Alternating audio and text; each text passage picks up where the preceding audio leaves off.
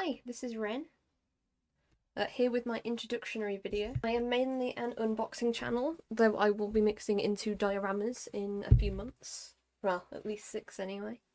I will be unboxing mostly BJDs from the blind boxes, not the big resin ones, as I'm not into those. Today I'll just be going over some of the main points, what BJDs are, etc. Just the simple stuff. This is my assistant, Dawn Moment, from the blind box Lunar Law. She'll just be showing off what a BJD is, which is just simply a doll, normally made out of some type of plastic, with in each joint, like this, is strung up with elastic. This allows them a wide range of movement. They can stand on their own, etc.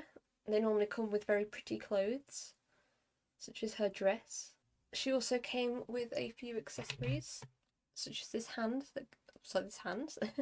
this staff that goes in her hand. She holds it all on her own. And she also came with this wonderful headband. It's quite steampunk, if I can get it on. There we go.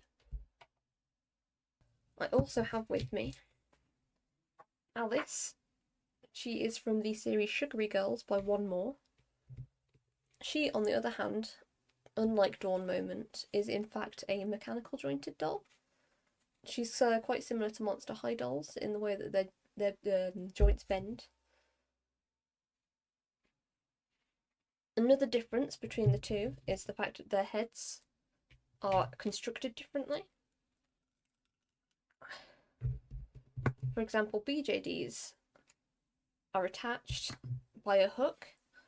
This allows their head a great range of movement, allows you to change out faces quite easily. On the other hand, mechanical jointed dolls are attached by a peg. This allows less compatibility with other series. You can't change them out as easily, which is sad. The eyes are similarly attached with each series. You can simply push them out gently. Or not. I might have to use a brush for that one.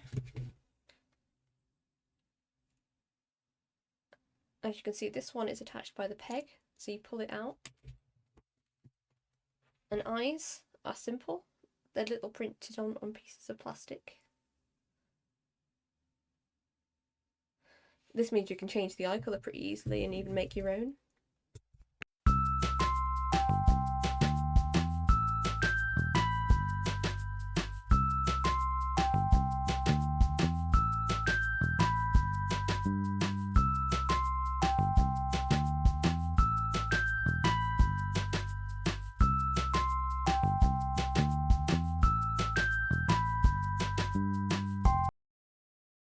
There we go, she's all back to normal. Same thing with this one. You simply pop it back in. This is the peg connector. Just a simple round orb that pops on, as you can see.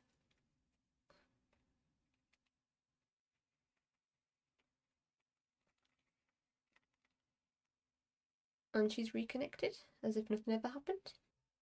Another difference between the two types of doll is normally the hands. As you can see with the mechanical jointed doll, they are similar to the head pegs. This means you can change out the hands that come with the doll for different expressions. On the other hand, ball jointed dolls are slightly more complicated in the fact they are connected on hooks.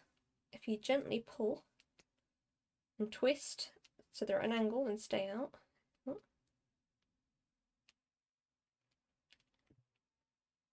like this, you can very gently unhook them.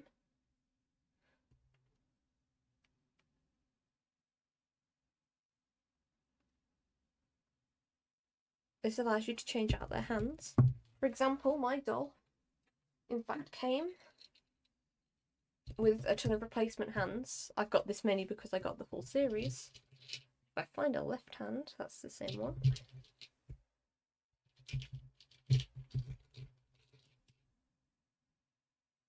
That is a right hand. If you're unsure, you can always just check by the thumbs. against your own hand. There we go, this is a different one. Very gently.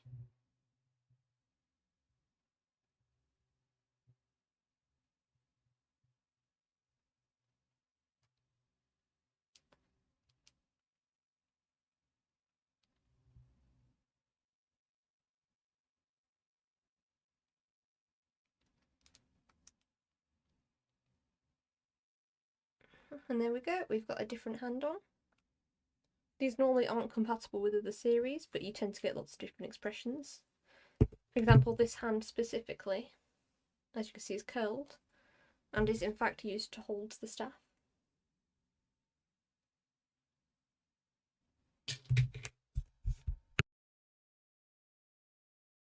There are many different accessories that come with different dolls. For example, her headband just simply pushes on. But on the other hand, in other series, you may get a magnetic accessory. For example, this is my Am2 doll. She's the prologue to the epilogue, which simply means she comes as a pair. Her ears are in fact magnetic. They just come with a simple magnet. And they pop on.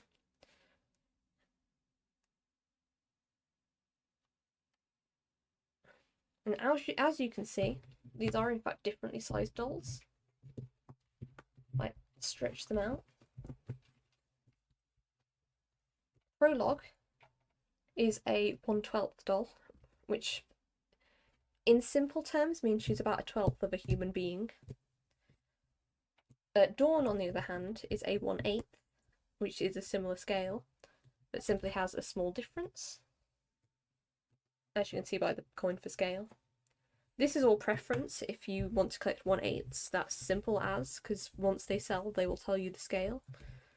It's literally just a personal preference. I don't mind any scale. The popular ones are 1/12, 1/8, and you'll get 1/6s as well, which I don't own at the moment, but I will eventually be unboxing one on this channel. Another thing they come with, which if you collect vinyls you'll be familiar with, are the different cards. Each box typically comes with these unless they're a recolor. It just shows off the doll and who you've got. It also counts as a spoiler card, so many people will avoid looking at this until the end.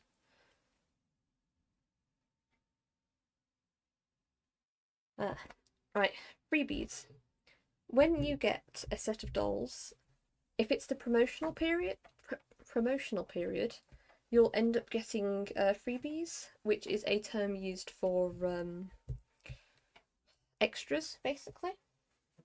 For example, my Lunar Law doll, I ended up getting all 6 dolls, and that ended up with me getting face plates, which are used for customs. For example, if I wanted to make my own face, my own eye colours, etc., it comes with all the pieces, including the neck hook, as you can see.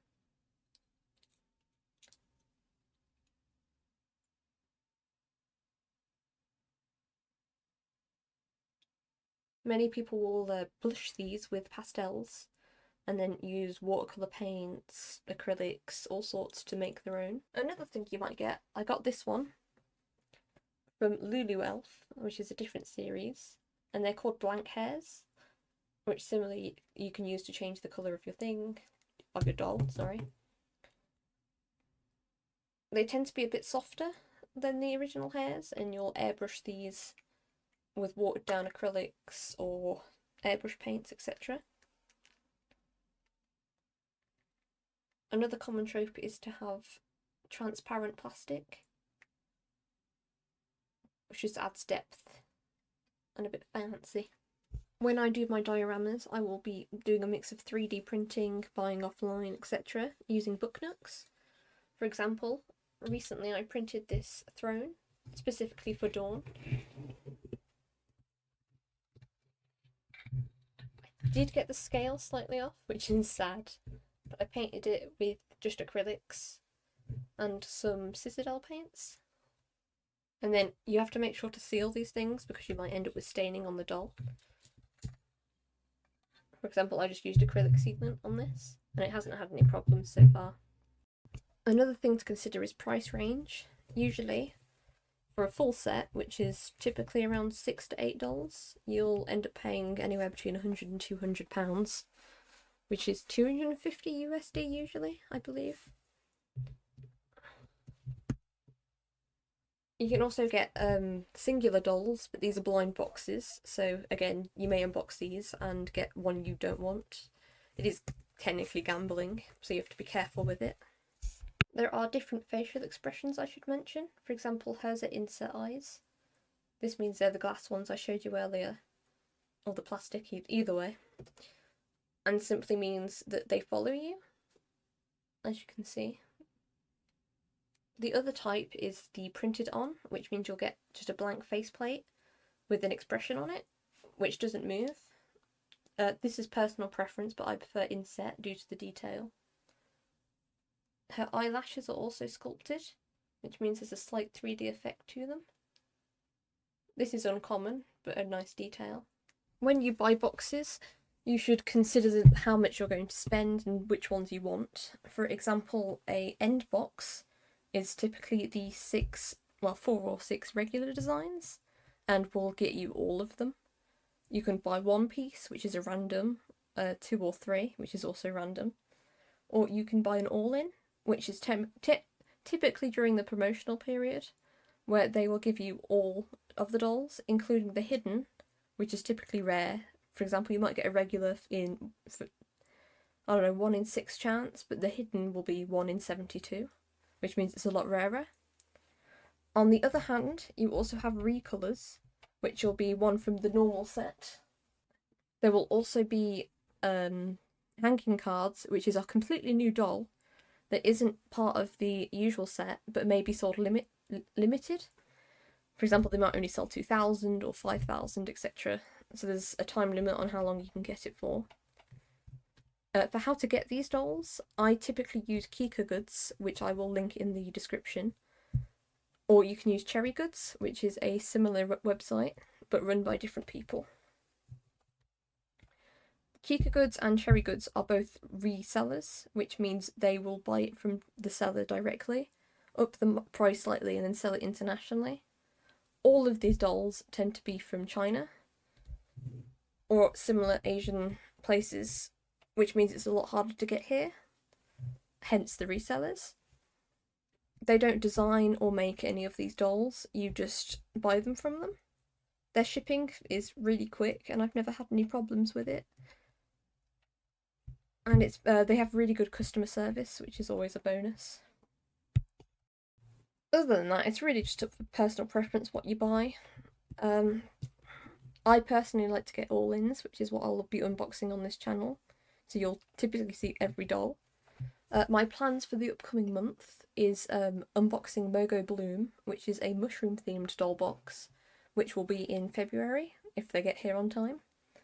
Other than that, if I buy a singular doll, I might upload a short instead of a full video. For example, I'm getting a Sunless recolor soon, who I will be unboxing on a short.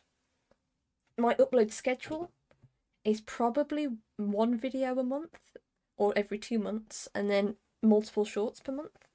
This is mostly due to budget. I will try to be on time as possible.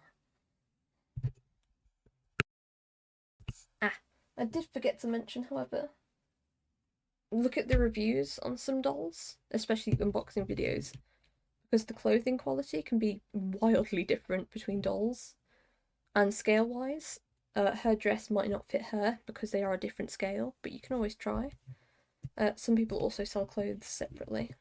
For example, her clothes came with her, they're her set, they fit her perfectly. Their shoes come on and off, as do the socks. They're really good quality. However, some sets might have less quality clothing, which just means you might have to buy clothing from a different set, and that is up to you completely. That is up to also personal preference, as all these things are. Other than that, I don't have a whole lot to mention. When I do Mogo Bloom, I will be doing that in 2 videos. One unboxing the main set, which I didn't get the hidden for, and I will also be doing a few semi-customs, in which I'll be using the freebies and some spare bodies to basically create my own dolls. These, however, aren't fully customs because I'm not making the faces myself. Mostly due because I do not have the precision to do something that tiny. As you can see, their faces are small, and I've tried to do some before. It's really difficult, but maybe if I gain some skill in the future, we can try together. Other than that, I don't think there's anything else. So I will be leaving the video here. Thank you for watching this introductory video. I hope to see you in the Mogo Bloom unboxing. See ya!